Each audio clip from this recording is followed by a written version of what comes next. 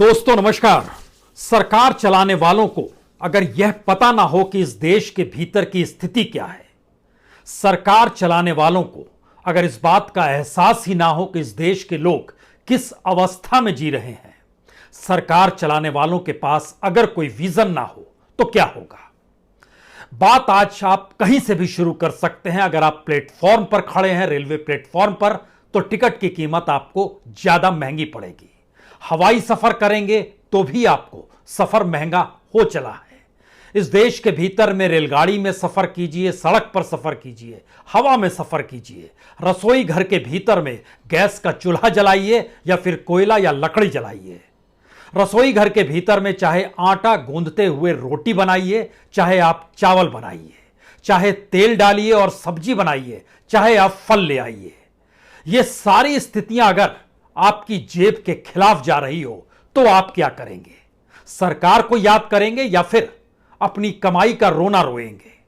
और दूसरी तरफ जो कमाई आपकी हो रही है वह कमाई भी रुकती चली जाए, थमती चली जाए और धीरे धीरे रोजगार ही खत्म हो जाए तो आप क्या करेंगे?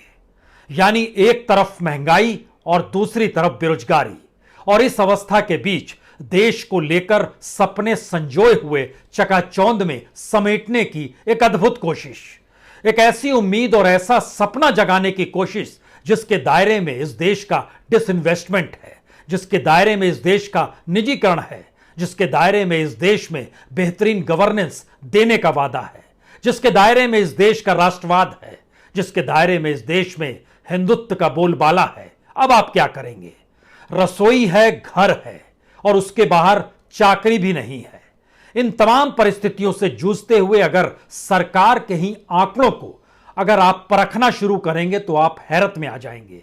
इस देश के भीतर में अब सभी पॉलिटिकल पार्टी नौकरी भी नहीं दे पाती है। जो सत्ताधारी पार्टी होती है वही रोजगार दे पाती है।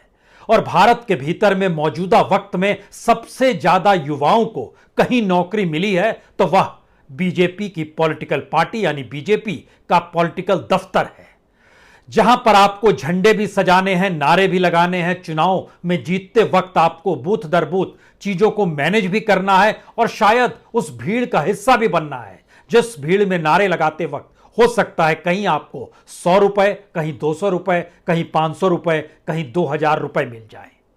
यही है इस देश का हाल, जो ऐसी स्थिति में सीधी बात अगर समझने की कोशिश की जाए तो अगस्त के महीने में यानी पिछले महीने में इस देश में 16 लाख लोगों की नौकरी चली गई।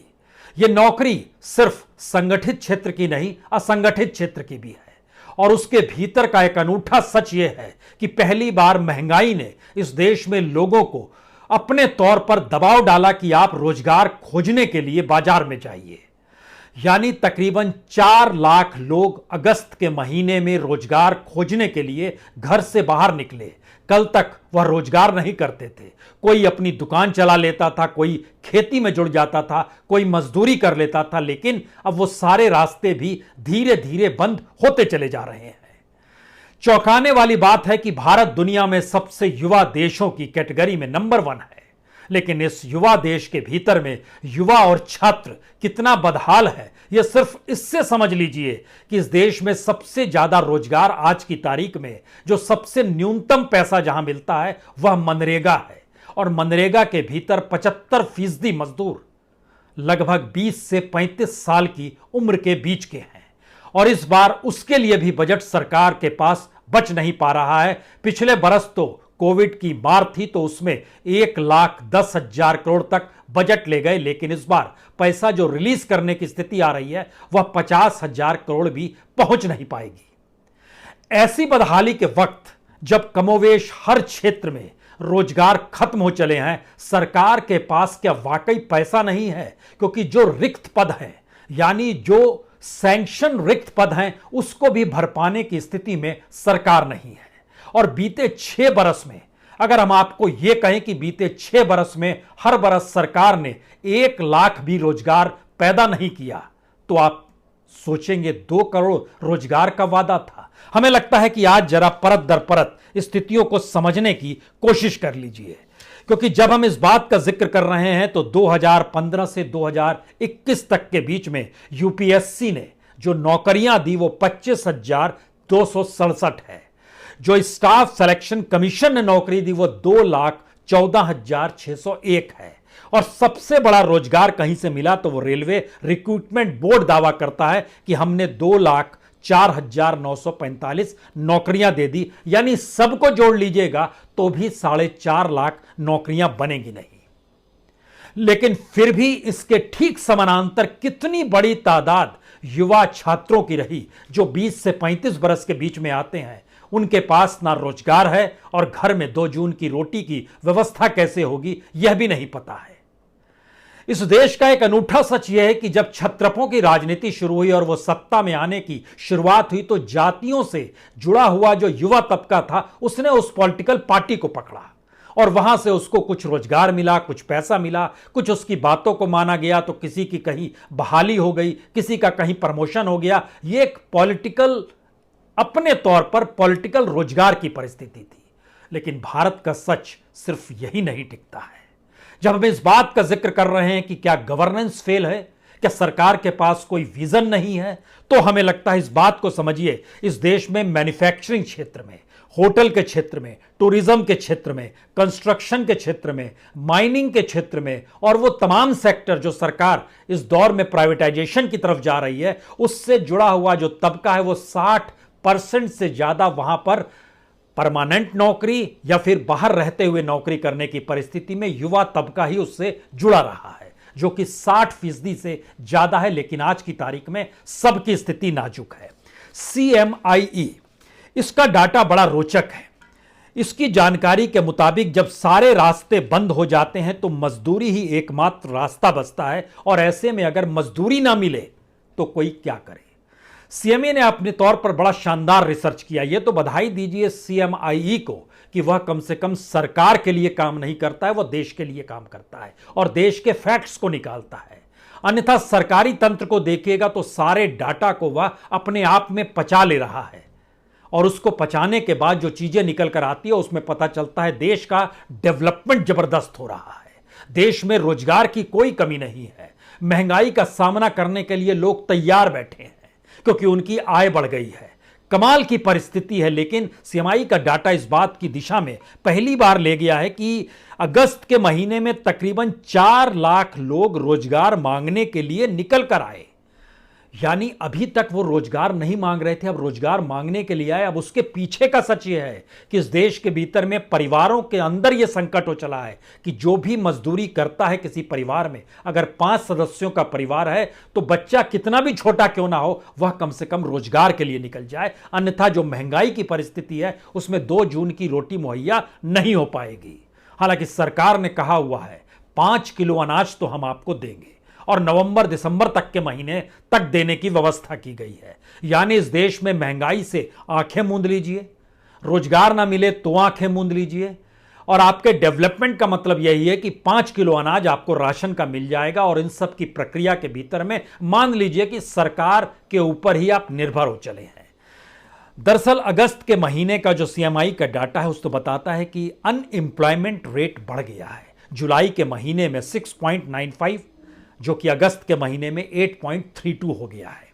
अगर आप शहरी इलाकों में आएंगे तो यह 8.3 से छलांग मारते हुए 9.78% तक आ गया है। ग्रामीण क्षेत्र में देखेंगे तो जुलाई में 6.34% था जो बढ़कर अब 7.64% पर आ गया है।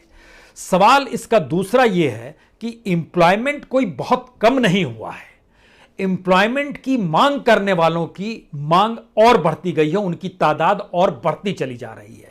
और यह बढ़ने की स्थिति में जो खास तौर से रिवर्स माइग्रेशन इस देश के भीतर में हुआ, यह भी एक CMI का डाटा है जो बतलाता है कि जब आप रिवर्स माइग्रेशन में आए, यानी कल तक इंडस्ट्री में काम कर रहे थे, फैक्ट्री में काम कर रहे थे, घर लौटे तो आप गांव में खेती से जुड़ गए, मजदूरी करने लगे। लेकिन वह भी अब चौंकाने वाली स्थिति इसलिए है क्योंकि शहरों को लेकर जहां पर इंडस्ट्री, जहां पर फैक्ट्री, जहां पर सर्विस सेक्टर था, उसमें दिल्ली से सटा हुआ हरियाणा टॉप पर माना जाता था। और आज की तारीख में अगर उसका परसेंटेज देखिएगा अनएम्प्लॉयमेंट का तो मैक्सिमम है 35%। अनएम्प्लॉयमेंट रेट हरियाणा का है क्योंकि फैक्ट्रीज देश में काम नहीं कर पा रही है, प्रोडक्शन हो नहीं पा रहा है, सर्विस सेक्टर कोलैप्स कर रहा है, वह किसकी सेवा करे, किस सेवा क्षेत्र की बात करे। ऐसे में सिर्फ एग्रीकल्चर बचा हुआ है और एग्रीकल्चर पर जो लेबर का लोड पड़ा है उसको सह पाने की स्थिति में वो नहीं है। और यहीं से बात शुरू होती है कि सरकार क्या करे। सरकार नोट छापना शुरू कर दे और नोट छापते छापते हर के हाथ में नोट दे दे, और आने वाले वक्त में इन्फ्लेशन से डर रही है इसलिए नोट नहीं छापेगी। या इन तमाम परिस्थितियों के बीच में सरकार ने एक पॉलिसी बना ली है, इस पॉलिसी के तहत वो ये मानकर चल रही है कि जितनी भी बड़ी तादाद में लोग बेरोजगार होंगे वह उतनी ही बड़ी तादाद में सत्ता के पास हाथ फैला कर आएंगे, और सत्ता अगर उन्हें किसानों को 2,000 रुपए दे देगी, बेरोजगारों को 1,000 रुपए दे देगी, कहीं से कोई मुद्रा योजना ले आएगी, उसके तहत बैंकों से उनको कुछ पैसा मिल जाएगा। लघु जो सूक्ष्म मुद्रा योजना होती है जिसमें आप 50,000 तक देते हैं, लेकिन असर जब चारों तरफ पड़ रहा है तो मुद्रा योजना बांटने वाला भी अपने तौर पर एवरेज 50,000 जो उसको देना पड़ता है वह एवरेज 20 से 22,000 देता है।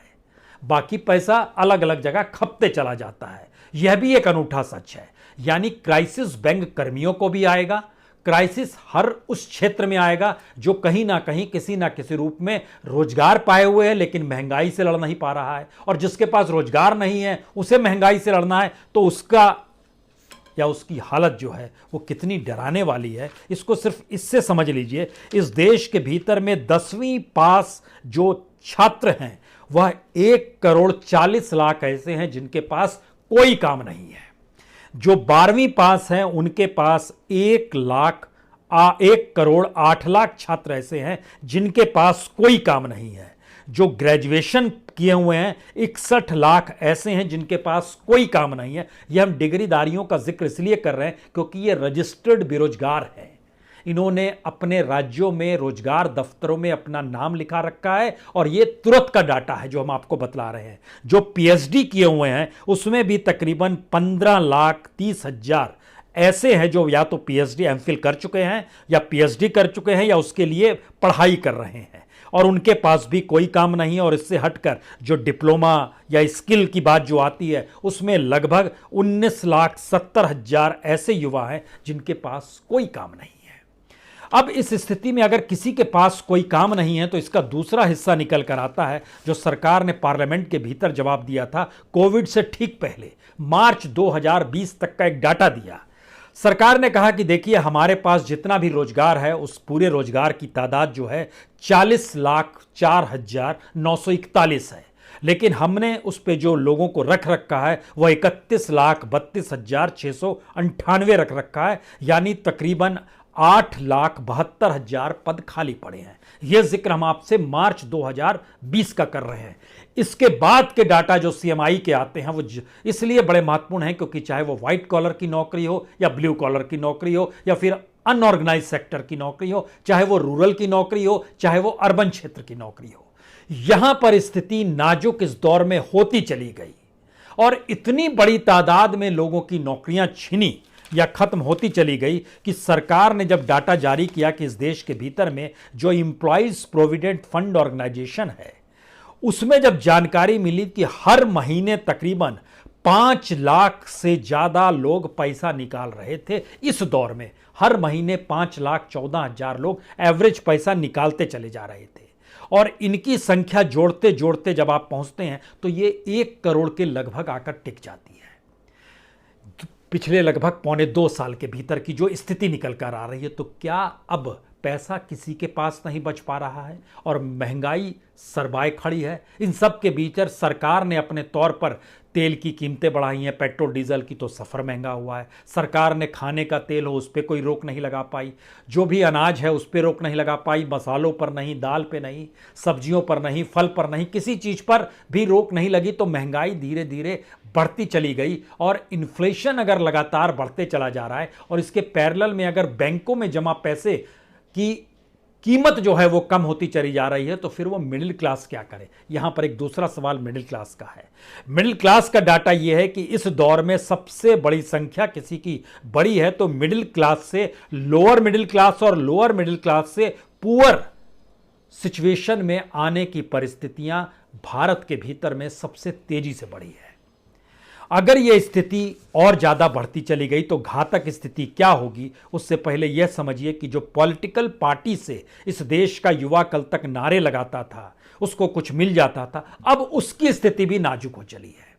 उत्तर प्रदेश के भीतर में जो डाटा निकल कर आता है तमाम पॉलिटिकल पार्टीज का, उसमें सबसे बड़ी पॉलिटिकल पार्टी के साथ जुड़ा हुआ युवा तबका आज की तारीख में अभी भी बीजेपी के पास है। उसके बाद वह अखिलेश यादव यानी समाजवादी पार्टी के पास है, फिर वह अलग अलग क्षेत्रीय दलों के साथ है और मायावती के साथ है यानी बीएसपी के साथ है। कांग्रेस के साथ सबसे कम है क्योंकि उसका प्रभाव सबसे कम हो चला है, जो युवा तबका है। लेकिन इन सब के बावजूद भी कितनी बड़ी तादाद इस देश में ऐसे युवाओं की है जिन्होंने अपना नाम रजिस्ट्री बेरोजगारी में भी लिखा रखा है और पॉलिटिकल पार्टी के लिए भी काम करते हैं। उत्तर प्रदेश नंबर 1 पर है, महाराष्ट्र नंबर 2 पे है, बिहार भी नंबर 3 पर। लगभग 95 लाख युवा हैं जो कि पॉलिटिकल पार्टी से जुड़े हुए हैं और किसी तरीके से कमाई कर रहे हैं। और मध्य प्रदेश की स्थिति लगभग 78 लाख युवाओं की है। यूपी और महाराष्ट्र में 1 करोड़ से ज़्यादा की युवाओं की तादाद है। अब अगला सवाल यह है कि जब बेरोजगारी की यह स्थिति है और इन परिस्थिति में महंगाई लगातार बढ़ती चली जा रही है, तो सरकार का अपना विजन क्या कहता है। सरकार का मानना है कि अगर हमारी इकोनॉमी डामाडोल है, अगर प्रोडक्शन होता है और बाजार में कोई खरीदने वाला नहीं है, तो हम ऐसी कंपनियों को कब तक चलाएंगे। तो उसने अपना डिसइन्वेस्टमेंट और प्राइवेटाइजेशन की स्थिति में लेकर आए। लेकिन सवाल है, जो पहले से प्राइवेट सेक्टर में इंडस्ट्रीज चल रही है, जो पहले से फैक्ट्रियां प्राइवेट सेक्टर में थी, जो पहले से प्राइवेट सेक्टर इस देश की टूरिज्म, होटलिज्म, माइनिंग क्षेत्र में, बंदरगाहों के क्षेत्र में, रेल में, खासतौर से प्लेटफॉर्म पे चलाने वाले जो अलग अलग वहां पर जो लोग अपना काम करते हैं, उन सारी परिस्थितियों को अगर आप जोड़ना शुरू कीजिएगा तो इनकी अपनी कमाई जो लगभग कम हुई है वो लगभग 35 से 40% कम हो गई है, इनकी अपनी कमाई। और महंगाई जो बढ़ी है, कुछ खास तौर से जैसे बेसिक इंफ्रास्ट्रक्चर जिसको कहा जाता है ना, कि जो बेसिक 8 सेक्टर हैं उसमें अगर हम नेगेटिव में जा रहे हैं, तो ठीक इसी तरीके से घर चलाने के लिए जो बेसिक चीजें होती हैं उसमें जो इजाफा हुआ है वो 60 से 65% का इजाफा हुआ है। कमाई कम हो गई है, महंगाई बढ़ गई है। और अगर दोनों को जोड़िएगा तो इसका मतलब है कल तक जो 100 रुपए थे, अब वो घटते घटते हर परिवार के भीतर में घटते लगभग 55 रुपए पर आकर टिक गए हैं, 55 से 60 रुपए में। अगर ये परिस्थिति के बीच में भारत आगे बढ़ेगा और 5 ट्रिलियन का सपना संजोएगा और 1,60,000 करोड़ का जो विजन दिया गया है कि हम आने वाले वक्त में हर बरस दर बरस इस एवरेज के साथ चलेंगे और कितना इस दौर में प्राइवेटाइज चीज़ों को कर देंगे, तो ऐसे में कुछ सवाल बार बार उठते हैं। अक्सर लोग पूछते हैं कि भाई जो घाटे में कंपनी चल रही है, जो सरकार की कंपनी चल रही है, उसको बेचा क्यों ना जाए। दूसरा सवाल यह आता है कि जो घाटे में कंपनी चल रही है उसको प्राइवेट सेक्टर खरीदेगा क्यों, यह कोई नहीं पूछता है। अब सवाल यह है कि क्या वाकई सरकार उन्हीं कंपनियों को बेच रही है जिन कंपनियों में घाटा है या फिर जिन कंपनियों में मुनाफा है। अगर आप ध्यान देंगे तो सरकार को जिन कंपनियों से सबसे ज्यादा डिविडेंड मिलता है उसी क्षेत्र में सरकार ने हाथ डाला है। और दूसरी स्थिति यह है कि इस देश के भीतर में जो भी सरकारी कर्मचारी, जो हमने आपको जानकारी दी 8,72,000 पद खाली पड़े हैं, उसके दूसरा हिस्सा यह है कि ये पद खाली तो दूर, अगर आप ध्यान देंगे तो पीएसयू के भीतर में बीते 6-7 साल में लगभग 6 लाख नौकरियां चली गई हैं। कोई जिम्मेदारी लेगा नहीं। नौकरी देना अलग बात है, नौकरी ले लेना यह तो बहुत बड़ा क्राइम है भारत जैसे देश में, लेकिन उस दिशा में भी यह देश आगे बढ़ चुका है और इस पर कोई कहीं आह तक आपको सुनाई नहीं देगी। और इन बातों का जिक्र करते हुए हमें लगता है इस बात को आपको जानना चाहिए, जो लोग ओबीसी या शेड्यूल कास्ट या शेड्यूल ट्राइब को लेकर और जातियों को लेकर राजनीति को आगे बढ़ाते हैं, कम से कम पहला प्रयास ये तो कर लें जो सैंक्शन पद है एससी, एसटी और ओबीसी का, उस पर कम से कम बहाली करा दें। आप गिनती कराते रहिए लेकिन उस पर बहाली तो करवाइए, क्योंकि जो सरकार का डाटा जो दिया गया जनवरी 2020 में, जो पार्लियामेंट के भीतर डाटा दिया गया, उसमें जानकारी दी गई कि सेंट्रल गवर्नमेंट के भीतर में, यानी जस्ट प्राइम मिनिस्टर से मिलने के लिए ओबीसी के तमाम नेता लगातार गुहार लगा रहे हैं और हर जगह शोर मचा रहे हैं। उनको यह पता होना चाहिए कि सेंट्रल गवर्नमेंट के भीतर में जो शेड्यूल कास्ट से जुड़ी हुई नौकरियां हैं वो 28,245 है, उसमें से 14,361 पद खाली पड़े हैं शेड्यूल कास्ट के। शेड्यूल ट्राइब से जुड़ी हुई तकरीबन 12,612 पद खाली पड़े हैं। ओबीसी जिसका जिक्र बार बार हो रहा है, 15,088 पद खाली पड़े हुए हैं। ये सारे पद या तो रेलवे में हैं, डिफेंस प्रोडक्शन से जुड़े हुए हैं, फाइनेंशियल सर्विस से जुड़े हुए हैं, हाउसिंग और अर्बन डेवलपमेंट से जुड़े हुए, ये तमाम मंत्रालयों में है। इतना ही ना, इस देश में एजुकेशन को लेकर क्या चिंता है हमको लेता है, इसको भी समझना चाहिए। सेंट्रल यूनिवर्सिटी जो एक प्राइम यूनिवर्सिटी और प्रीमियम यूनिवर्सिटी के तौर पर जिसे बनाया गया, नाम दिया गया, बजटिंग की गई और सारे चीज किए जा रहे हैं, वहां पर भर्तियां तो छोड़ दीजिए, अब किसकी भर्ती हो रही है, लेकिन जो पद रिक्त पड़े हैं उन्हें भी समझिए। सेंट्रल यूनिवर्सिटी में 42,421 पदों में से 13,701 पद जो सिर्फ एजुकेशन, टेक्निकल और मैनेजमेंट से जुड़े हुए हैं, वह पद खाली पड़े हुए हैं। यानी इस देश के भीतर में एजुकेशन भी आपकी फहरिस्त में नहीं है। अगर आप नॉन टीचिंग स्टाफ का जिक्र कीजिएगा तो 61,000 में से 24,000 पद खाली पड़े हैं। आप इन पदों को क्यों नहीं भर पाते हैं, यह एक सवाल हर जहन में जरूर रहता है। क्योंकि इसके बीच में जो खासतौर से मिनिस्ट्री ऑफ एजुकेशन, जब आप दिल्ली के मेन सेक्रेटरिएट में जाएंगे तो वहां पर भी लगता है 347 पद खाली पड़े हुए हैं। सरकार के पास पैसा नहीं है। सरकार इन पदों पर भर्ती करके कैसे उनको महीने का पेमेंट करे, यह एक सवाल है। तो क्या इस देश की जनता की रसोई और जनता के रोजगार का जो सवाल है, वही सवाल कहीं खिसकते खिसकते सरकार तक पहुंच गया है और सरकार की बदहाली ने उसको इस देश के भीतर में तमाम कॉरपोरेट सेक्टर को, इस देश को बेचने की स्थिति में ला दिया है कि किसी भी तरीके से हम चलते रहें तो कितने दिन आप चल पाएंगे, 1 साल, 2 साल, 5 साल, 10 साल। लेकिन सवाल यह है कि इस देश में जब पॉलिटिकल चेंज भी होगा तो आने वाली राजनीतिक सत्ता भी इस देश को कैसे चलाएगी, कैसे संभालेगी, यह भी एक सवाल है। यानी कोई रोक टोक नहीं है। जिस सुप्रीम कोर्ट के सामने तमाम डाटा जाते हैं, तमाम बातों का जिक्र होता है, फैक्ट्स एंड फिगर जाते हैं, क्या वो सुप्रीम कोर्ट एक सवाल इस सरकार से नहीं पूछ सकता है कि इस देश को चलाने के लिए आपके पास क्या विजन है? आप कहेंगे चुनी हुई सरकार है, लेकिन सवाल है जब जनता का डाटा मौजूद है इस देश के भीतर में, कितनी बड़ी तादाद में बेरोजगारी है, कितनी बड़ी तादाद में इस देश के भीतर में महंगाई कितना % बढ़ा है और कितनी बड़ी तादाद में जो बैंकों में जमा पैसा है उस पैसे की कीमत कम हो रही है। 3 डाटा ये हो गया। इससे हटकर दूसरा डाटा है कितना माल आप इस देश का प्राइवेट सेक्टर के हाथों में बेच रहे हैं, किस रूप में निजीकरण को बढ़ावा दे रहे हैं, और इस पूरी प्रक्रिया के भीतर में पिछले 6 साल के भीतर में सरकार की वेल्थ नहीं बढ़ी, इस देश की वेल्थ नहीं बढ़ी, बल्कि उन कॉरपोरेट्स का नेटवर्थ बढ़ता चला गया। क्या यह बात पूछी जा सकती है? पूछनी चाहिए, क्योंकि इस देश को अगर कॉन्स्टिट्यूशन से चलना है, रूल ऑफ लॉ से चलना है, और सुप्रीम कोर्ट को यह पावर है कि वह डिफाइन करे कि कॉन्स्टिट्यूशन को लेकर तो वो सो मोटो अपने तरीके से उठाए। सवाल यह नहीं है कि वो पार्लियामेंट, सबसे बढ़िया सवाल है कि अगर पार्लियामेंट में ही सब चीज होना है तो पार्लियामेंट तो पिछले मानसून सत्र में एक दिन भी नहीं चली। तो अगर पार्लियामेंट ठप पड़ी है, इस देश के कॉन्स्टिट्यूशन इंस्टीट्यूशंस के दरवाजों पर ताले लगे हुए हैं, वहां पर बैठे हुए नौकरशाह सिर्फ सरकार के लिए ढपली बजा रहे हैं, तो ऐसे में इस देश के भीतर में चीजों को संभलेगा कौन और संभालेगा कौन? क्योंकि ऑर्गेनाइजेशन के लेवल पे अब किसी पॉलिटिकल पार्टी, बीजेपी को छोड़कर किसी की हैसियत नहीं है कि इस देश में वह अपने लोगों को जुगाड़ करे और उसके बाद पेट पर रस्सी बांध कर कहे कि अब आंदोलन शुरू कर दो। असंभव बात है, क्योंकि हमारी पारंपरिक राजनीति इस बात की दिशा में जाती है, पेट भरा होगा तो ही आंदोलन होगा। और यह भी इस देश में इजाजत देती है कि तमाम पॉलिटिकल पार्टी एक ही राजनीति के चट्टे बट्टे हैं, सब एक ही हमाम में हैं। लेकिन मौजूदा वक्त ने नई चीजें दी है, इस देश की पारंपरिक राजनीति बदल गई, इस देश की पारंपरिक देश को चलाने की प्रक्रिया बदल गई। इस देश में जो विचार होता था कि कॉन्स्टिट्यूशन के तहत लोगों के अधिकार और राइट्स को संभाला और सहेजा जाएगा, उसको धूमिल कर दिया गया। तो फिर इस देश को चला कौन रहा है? और जो चला रहा है उसको भीतर इस बात को लेकर बेचैनी अगर है, तो क्या उस बेचैनी का समाधान यही है कि हम चीज़ों को प्राइवेटाइज करते चले जाएं और धीरे धीरे इस देश में कॉरपोरेट ही सब कुछ देखने और संभालने लगे, यानी जिम्मेदारी विहीन भी हो जाएं और कॉरपोरेट मुनाफा परस्त हो जाए और जनता के सामने यह सवाल रहे कि चुनेगी सत्ता को, लेकिन उसको काम करना होगा कॉरपोरेट और प्राइवेट पार्टियों के इशारे पर। एक ऐसी परिस्थिति में देश धीरे धीरे धीरे धीरे जा रहा है जहां पर इस सवाल पर सबने आंखें मूंद ली हैं। नेत्र खोलिए। बहुत बहुत शुक्रिया, बहुत बहुत शुक्रिया।